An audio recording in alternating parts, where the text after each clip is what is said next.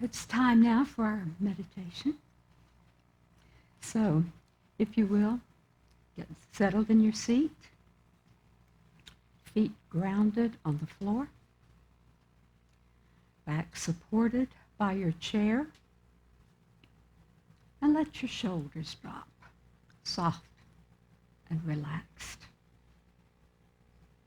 Take a couple of nice deep breaths, in and out, and another. Close your outer eyes and open your inner eyes of your imagination. I invite you to come with me for a walk in the mountains. It's a gentle climb, and it's a glorious morning.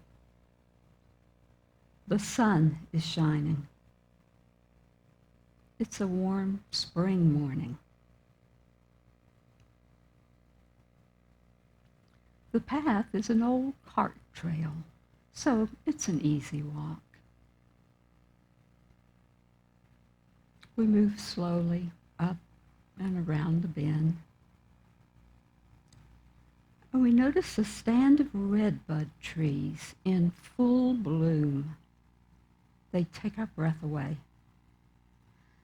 Let's stop for a moment and just breathe in the beauty.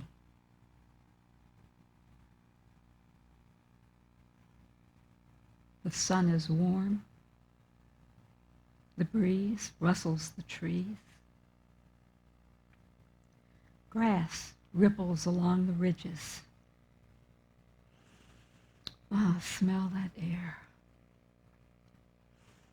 The freshness of it. The earthiness of it.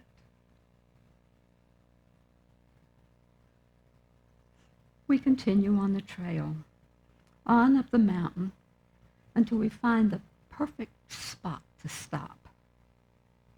Ah, there it is. A large flat rock overlooking the valley. You can see for miles. Blue sky, a tapestry of trees and mountain ridges.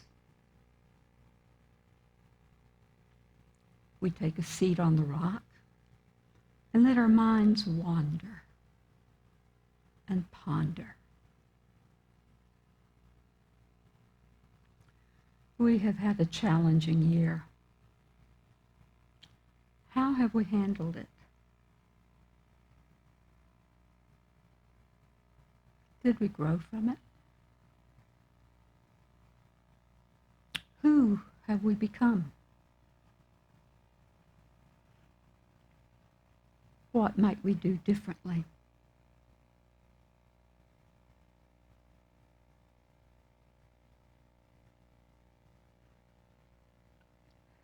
This is a transitional time. Who do we want to be?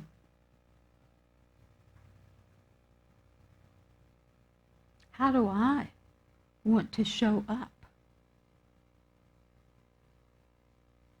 How do I want to show up in my spiritual community, in my larger community? How do I want to show up in my family? What calls me forward? And what tools do I need to manifest the future of my dreams? Contemplate on these things in the silence.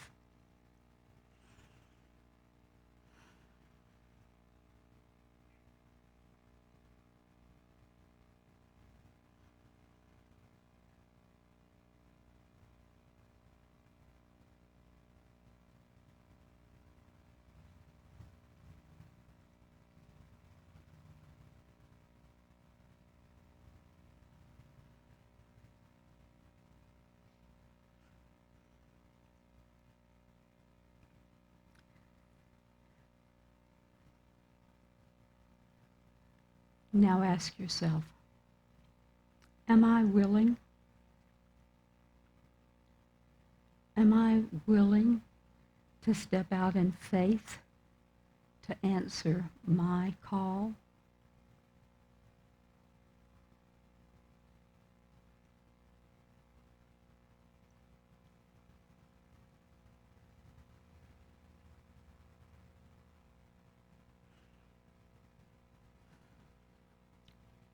It's time now to leave this beautiful place and walk back down the mountain through the stand of redbuds.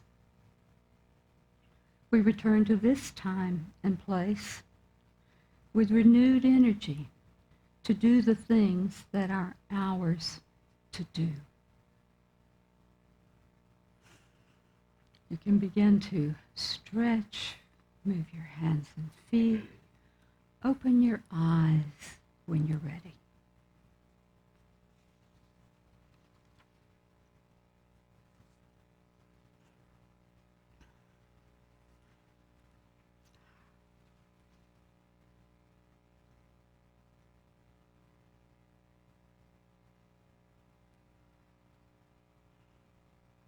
We have a quiet group this morning. I have to share with you, excuse me, I worked on this talk. I'm sorry. Thank you. Okay. I worked on this talk. I thought about this talk.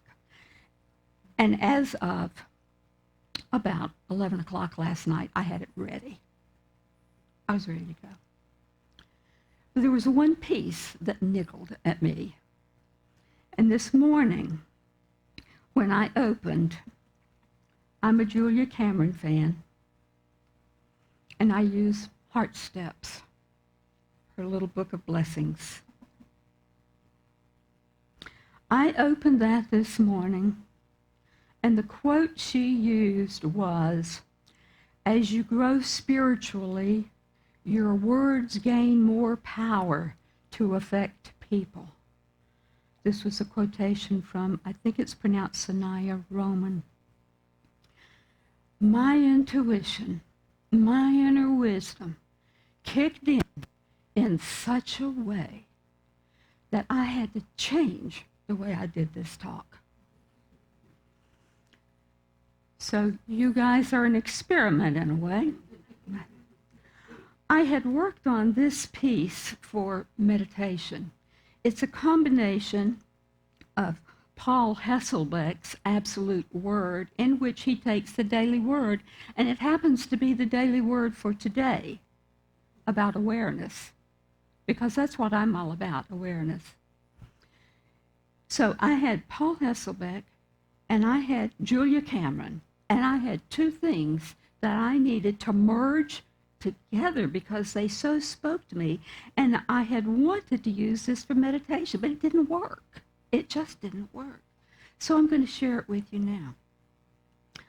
I intentionally raised the quality of my awareness, investing my time in mindful contemplation increases awareness of my surroundings.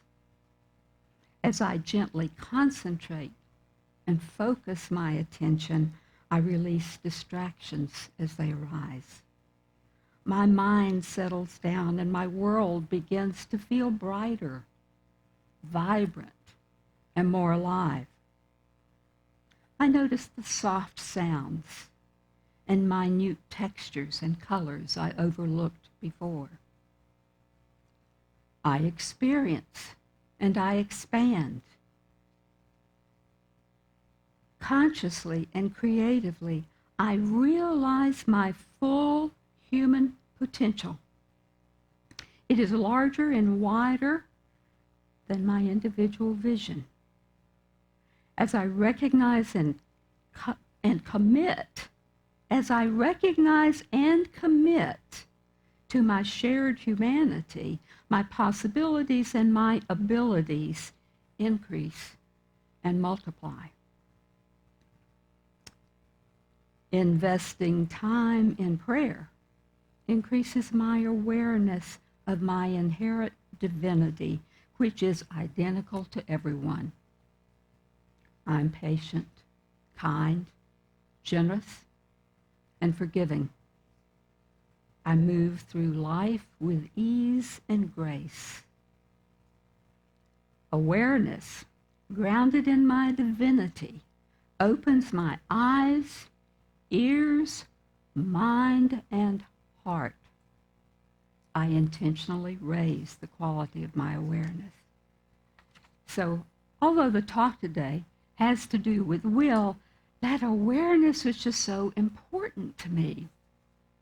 So on to will. I like Philip Pearson's 12 Freedoms. Philip defines our faculty of will as our ability to determine what we intend to take place or happen in our lives. It is focused intention that can be expressed by our silence, by our actions, and by our words. Don't all of those things speak to who we are and how we be? Often referred to as willpower, because a developed will faculty has learned, and this is what is so important to me, has learned to use the power of reflective thought in a focused way. He goes on, he talks about, this is the executive dyad, and we've talked about this all month. We know that will depends on understanding to make good choices. Well, understanding lives up here in our left frontal lobe, and then it's supported by our feet, that which we stand on. That's also our feminine side. Will lives in the right frontal lobe. That's the masculine side, the active side. And according to Pearson, will has produced the tools to carry out the executive work, our hands. That's what gets the job done.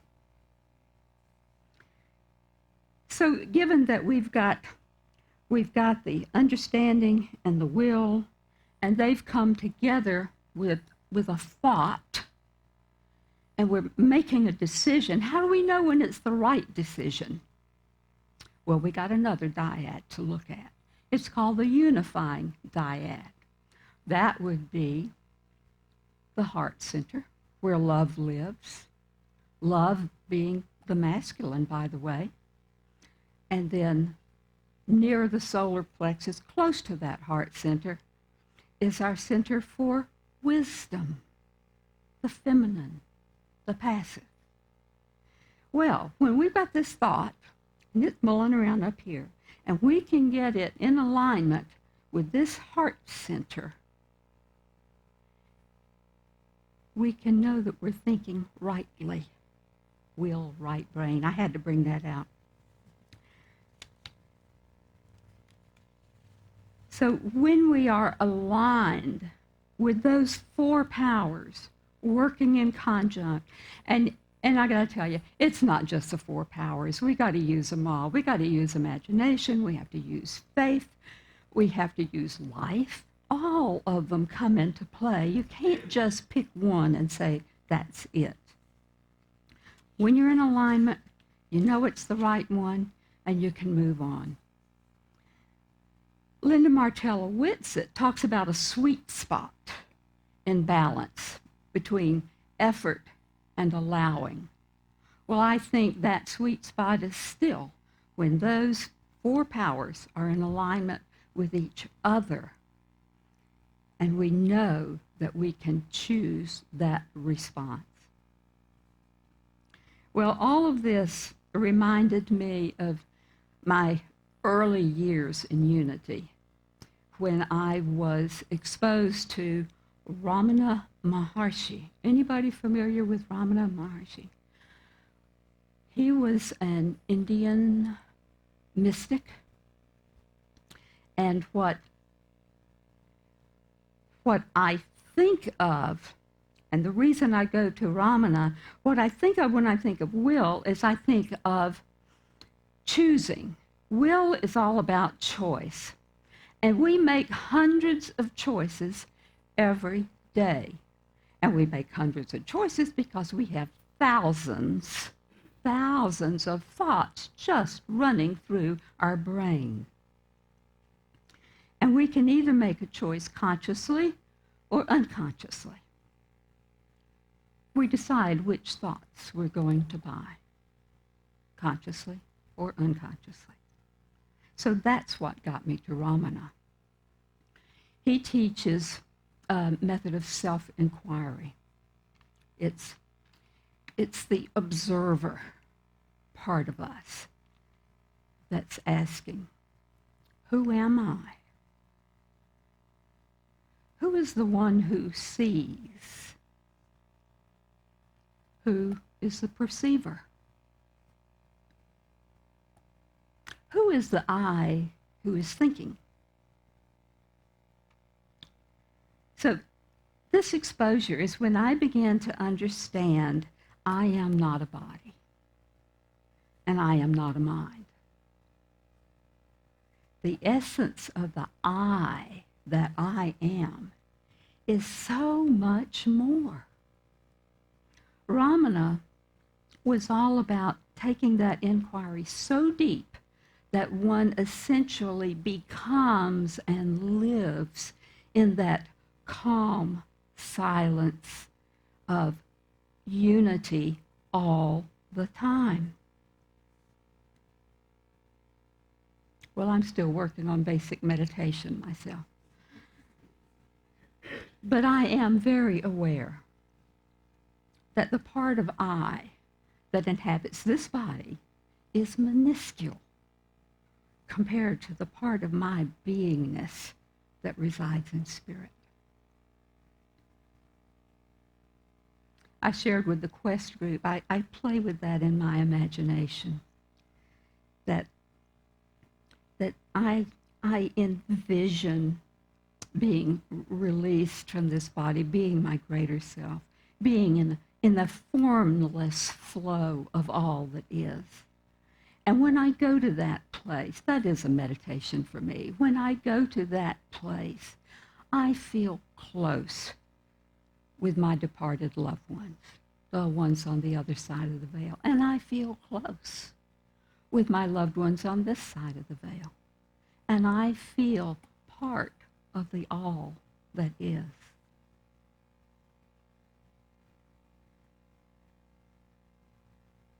So Ramana opened my mind to the idea and the practice of my physical self, noticing thoughts, noticing feelings, and noticing how I show up. Well, regarding the faculty of will, aside from the point that I hope I've already made about awareness, being aware of ourselves, the point of will is that, and the point that I want to make here is the idea, and I hope you'll take this away today, that in my opinion, our thoughts are the most important choice point we have. Watching those thoughts and choosing which ones am I going to buy.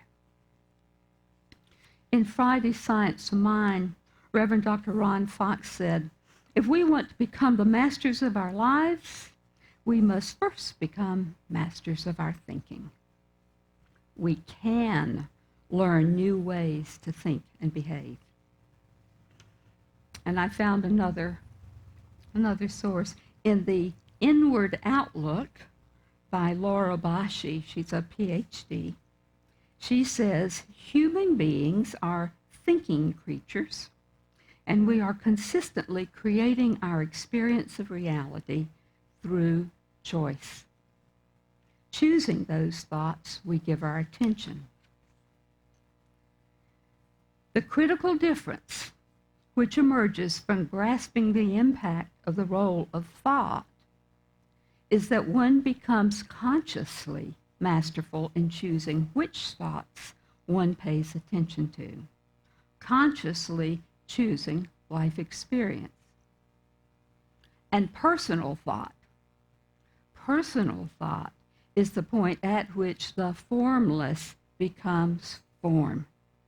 We make up our reality through our thinking. Thoughts really are things. She talks about the inward outlook paradigm set forth by Sydney Banks. There are 3 principles in this paradigm: mind, consciousness, and thought. She defines mind as everything and no thing, absolute substance, formless. Sound familiar? Consciousness, I liked her definition. Consciousness is the movement of mind through us according to our level of understanding. It is a gift we have that brings thought to life. And thought is the conduit for evolution, as well as the vehicle through which reality is formed. She says, thought creates our experience of reality. I've got to tell you, I found this a really heady book. I listened to this podcast and I bought the book, and whoa, it was just so heady for me. And finally, they tie this whole paradigm up with, are you ready for this? The 3 principles are really one. Is that not unity? Unity's first principle, one presence. And guess what? It's all good. I've told you before, I've listened to a lot of podcasts. Found another one. This is a YouTube, and I was, I kind of surf YouTube to see what's up when I'm thinking about these subjects. So this program is called Therapy in a Nutshell, and it's done by psychotherapist Emma McAdam. She was talking about cognitive diffusion, and this is a concept that we use in managing our thoughts. Now, the thing I like about McAdam is that she gives really clear information and practical application. So she's got some ideas I want to share with you. She says, thoughts are the lens through which we see the world. The brain is a word machine. We have millions of thoughts and pay no attention to them. We can live in a state of cognitive fusion. This is the other side of cognitive diffusion. When we're living in cognitive fusion, whatever thought comes through, we're buying it. We're just going with the flow of whatever without any attention to our own awareness and our own integrity. So that's kind of the default mode. We can do that, or we can practice cognitive diffusion. We need to recognize our thoughts. There's that observer again. Recognize our thoughts, separate ourselves from the thought, and look at them. You can notice yourself as the thinker, the place where thought happens. And creating a space between yourself and the thought means the thought has less hold on you when you can look at it as a thing. So we need to look at the thought, not through it. Then decide which ones we want to buy. I like that idea because we consciously choose which thoughts we're going to own, which ones we're going to invest in. You experience thoughts and emotions. Thoughts and emotions are experiences you're having. And back to Basha, thought creates our experience of reality. You can have a thought without buying it. So McAdams gives us some practices to help us choose consciously which thoughts to buy. So number one, take 1 minute and write down or speak out all the thoughts that run through your mind. Well, I gave that a little bit of a try, and I can tell you I couldn't do it. They just whiz through there. You can only pick one now and then. But pick a thought. Notice it. And then think of it this way. Say to yourself, I'm having the thought that I love Diane's green mask. And sit with that. Then go back and say, I notice I'm having the thought that I like Diane's green mask. So we've separated. We pulled that thought out, and we've taken a different awareness of it. Then take a look at the other thoughts running through your mind. Play the game with it. It's really kind of an interesting thing to do. Number two, we got those thoughts that are just rolling through there and rolling through there. Name them. Name your thoughts. Sometimes we have recurring thoughts, and we just can't seem to get them out of our head. When I came to this, I have to tell you, I went right back to Jonah. Do you remember Jonah and God saying, Jonah, I need you to go to Nineveh? And Jonah said, no, I don't hear that. I don't hear that. And Jonah, I'm telling you, I really need for you to go to Nineveh. No, nope, don't hear that. Well, he did that until he couldn't say no anymore. He had to say yes because he was deposited on the shores of Nineveh. So that was really a cosmic 2x4. The other one was Moses. Moses kept having the thought, I'm supposed to lead these people. And he said, no, that's not for me. I can't do that. I don't speak very well. I'm not really a leader. God, you need to pick somebody else. Well, he did that again until he couldn't. I think sometimes we get divine nudgings, thoughts of inspiration in disguise that we aren't ready to hear. Maybe we're not spiritually mature enough to take them on, to buy them. But as we learned in our callings class, and as Jonah and Moses finally got it, if that thought is yours to act on, it will resurface eventually in a way that speaks to you, and hopefully without the cosmic 2x4. Meantime, most of the thoughts we have are just skittering through our minds and have little value, can be dismissed. I like to name those thoughts Skipper. When they come along, you just say, thank you for sharing, Skipper. Move along. And if they don't move along, you can always release them through a burning bowl exercise. You can write them down, tear them up, and flush them through the toilet. Release them. A third practice, and this is probably for our more heady people, a third practice to help in choosing which thoughts to buy is to ask some questions. I'm learning all about questioning unquestioned answers. So if you're going to buy, which one do you consciously choose? So the questions. Does buying this thought make my life better?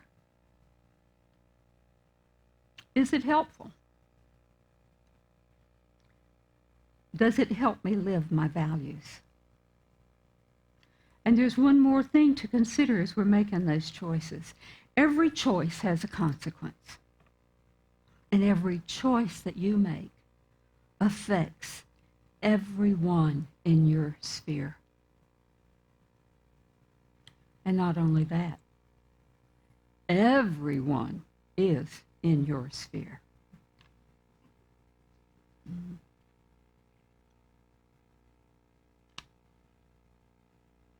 In The Seat of the Soul, Gary Zukov says, responsible choice is the conscious road to authentic empowerment. So what is a responsible choice? A responsible choice is a choice that takes into account the consequences of each of your choices. And there are more questions to ask ourselves. What will this action produce? Do I really want to create this? Am I ready? Am I ready to accept the consequences of this choice? Zukov says, test the water. Envision the future that may unfold with each choice you're considering. That's a tough one.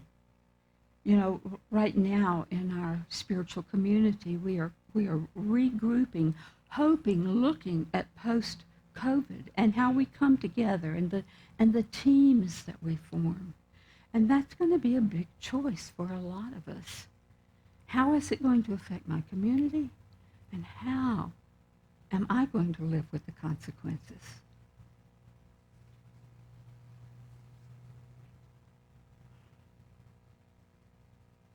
So Zukov says, look at it as a future event. Live yourself into that future and feel, what does it feel like? And is it really what I want? When I was putting this talk together, I looked back on some of my past choices and their consequences. I imagine we all have made some choices that left a lot of hurt in their wake.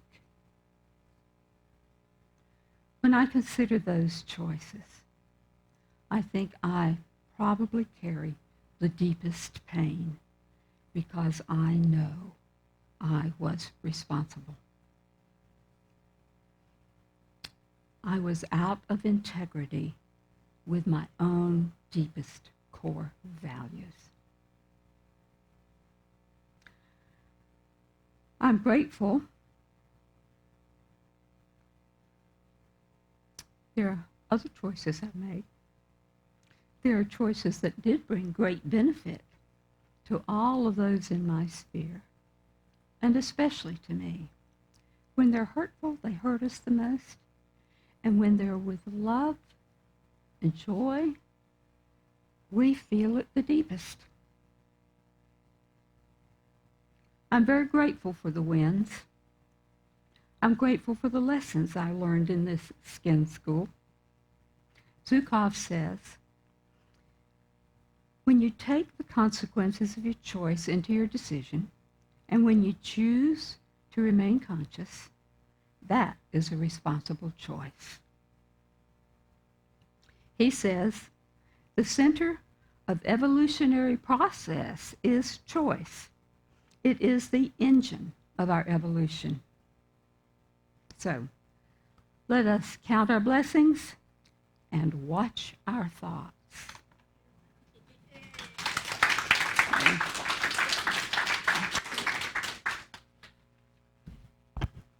Thank you, Vivian. You always inspire me. I'm so grateful for you. This is the time in our service when we get to give back into this community. So I invite you to take your tithes and offerings in your hand. And if you're watching on PayPal or you're going to have the opportunity to donate through Breeze, we bless your offerings as well. Let's say this together. Divine love through me blesses and multiplies all that I am, all that I have, all that I give, and all that I receive. Thank you, God, that this is so. And so it is. Thank you so much. God bless.